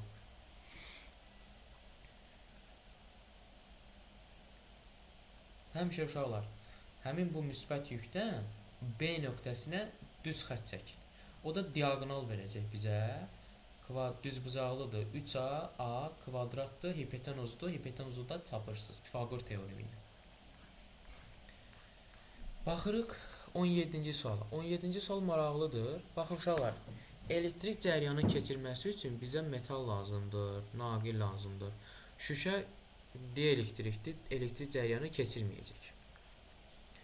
Eyni yük və eyni radiusdursa, burada yüklər sıfıra bərabərdir. Elektrik cəryanı sıfıra bərabərdir.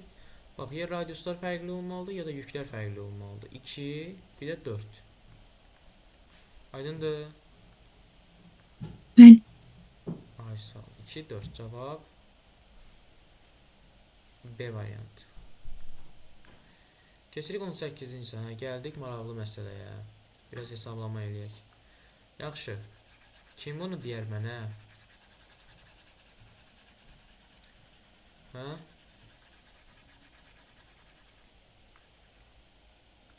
Mədinə, nə yazmısan bura? Yazmış. Yazmamışsan. Elna, nə yazmısan? Ella. Yaxşı, Aydan, nə yazmısan? Müəllim başa düşməmişəm. Yaxşı, Səbriyə, nə yazmısan? Mən burada 600 tapmışam. 600. Bəs Xədicə sən? Yazmamış. Aysel. Baxın uşaqlar, bu Səbriyə, sən neçə yazmısan? Mənim orada M1 aşağısı müsbət olduğuna görə mənfi müsbəti, müsbət mənfini aşağı çəkəcək. Onda ağırlıq qüvvəsi də aşağı yönəlir, klon qüvvəsi də aşağı yönəlir. Onda F1 də bərabər olur, mg üstə gəlsin klon qüvvəsi. M2-də də hər ikisi müsbət olduğuna görə onu yuxarı itələyəcək. Onda da ağırlıq qüvvəsi aşağı olacaq, amma klon qüvvəsi yuxarı olacaq. Aha, bəs də sən nə yazmısan bura? Yazmamışam müəllim. Aha. Afərin. Səbriyə, afərin, düzdür. Baxın uşaqlar. Bu M1 kütləli cisim, bu M2 kütləli cisim. Müsbət mənfini cəzb edir ya itələyir? Təbii ki də müsbət mənfini cəzb eləyəcək. Klon qüvvəsi olacaq aşağı. Amma bunu yuxarı itələyəcək, müsbəti itələyəcək. Klon qüvvəsi hara olacaq? Yuxarı. Burada aşağı. Yaxşı, ağırlıq qüvvələri bəs? Ağırlıq qüvvələri də hər iki halda mərkəzə doğru. M1J. Burada haraya olacaq? O da mərkəzə doğru. M2J. Və mənə deyir ki, hər iki cismə təsir, daha doğrusu lövhələr tarazlıqdadır. Lövhələr tarazlıqdadır. Yəni burada yaranan qüvvələr, burada yaranan qüvvəyə nə olur? Bərabərdir. Yəni F1 qüvvəsi deyək, buna da F2 qüvvəsi deyək. Bu F1 və F2 qüvvələri bir-birinə bərabərdir. tarazlıqdadır. Yəni necə? Deyir ki, lingin qolları bərabərdir. Əgər bu L-dirsə, bu qolu da L-dir. Onda F1 vur L bərabərdir F2 vur L ilə tapırıq ki, F1 F2-yə bərabərdir.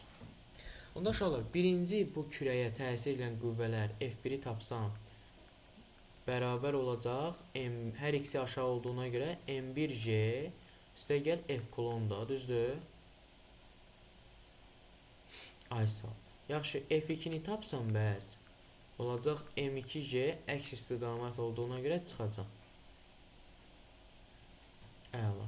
Onda gəl bunları bərabərləşdirək. Gəl bunları bərabərləşdirək. Yazacağım ki, M1J üstə gəl F kolon bərabərdir M2J çıx F kolon. Düzdür? Onda mən bunu F2-ni gətirsəm, F kolonu keçirsəm bu tərəfə, M2-ni keçirsəm o tərəfə, olacaq F kolon plus F kolon bərabərdir M2J çıx M1J. 2F kolon bərabərdir J-ni çıxarsam mötərizə xaricinə, olacaq M2 çıxılsın M1. Onda uşaqlar, kolon nə qədərdir? Neçə qüvvədir? Üst deyil, 6. 6 bərabərdir 10 vurulsun M2 çıx M1.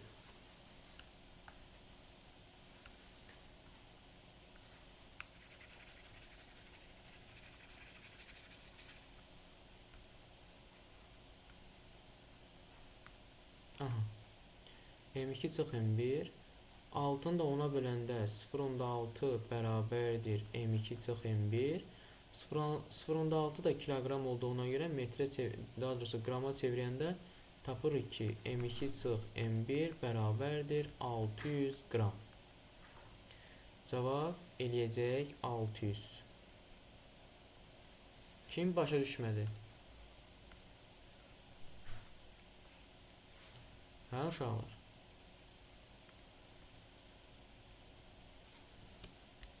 Aydın oldu? Aydın.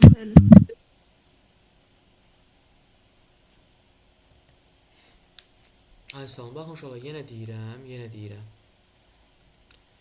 2 dənə yüklərdir. Biri mənfi, biri müsbət. Mənfi lövhəni özünə cəzb eləyəcək. Yəni aşağı doğru kolon qüvvəsi olacaq. M1J də ağırlıq da o da aşağıdır. Və burada biz tarazlığın şərtini yazmalıyıq. Lingin tarazlıq şərti deyir ki, lingin qolları bir-birinə bərabərdir. Lingin qolları bir-birinə bərabərdirsə, mən onu göydən yazmadım. F1 bərabərdir F2. Çünki F1 vur L bərabərdir F2 vur L. Buradan L'lər bir-birinə bərabər olduğuna görə belə götürsək. Burada yaranan qüvvə, burada yaranan qüvvəyə bərabərdir. Onda yazacağım ki, F1 bərabərdir F2-yə. Yaxşı, burada olan F1, burada olan F1 aşağı gedən qüvvələrin cəmi deyil, cəmidir. Yaxşı, burada F2, biri aşağı gedir qüvvələr, biri yuxarı. Onda M2J çıxılsın F kolon olacaq.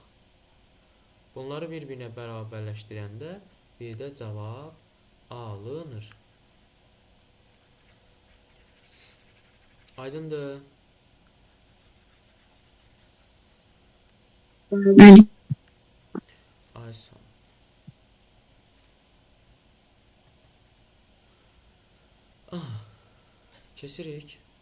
Kesirik növbəti suala. 19-cu sual.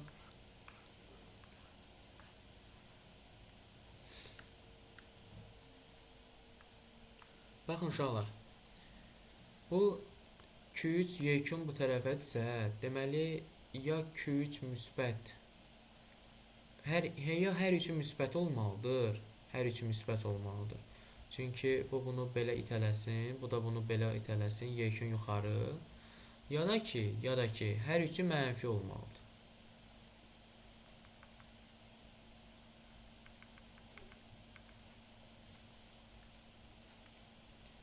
Ya da hər üçü mənfi olmalıdır. Fikir verin. Əksi mümkün deyil.